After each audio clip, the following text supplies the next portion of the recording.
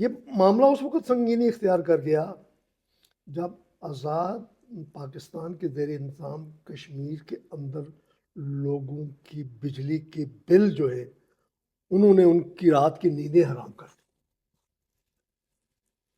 لوگوں کا سونا ختم مشکل ہو گئی۔ لوگ اپنے بچوں کی روٹی کا بندوبست کریں یا وہ بجلی کے بلوں کے اوپر لگائے گئے اوٹ پٹانگ لا یعنی بے معنی پتہ نہیں کس قسم کی ٹیکسز ہیں۔ ٹیکس لگانے والوں کو بھی شاید شرم آتی ہوگی کہ ہم کون سا ٹیکس، ان کو بھی نہیں پتا ہوگا کہ ہم نے کون سا ٹیکس لگایا، ان کو بھی یہ نہیں پتا ہوگا۔ ان ٹیکسوں کی بھرمار نے لوگوں کے حوصلے توڑ دیے، لوگوں کو بالکل نڈال کر رکھا تھا۔ تو نتیجتاً لوگوں نے سوچا، غور کیا، عوام نے، لوگوں کے نمائندوں نے نہیں۔ نمائندے تو آپ کو پتہ ہے نا کہ وہ کیسے نمائندے ہیں۔ آزاد کشمیر میں تو آج تک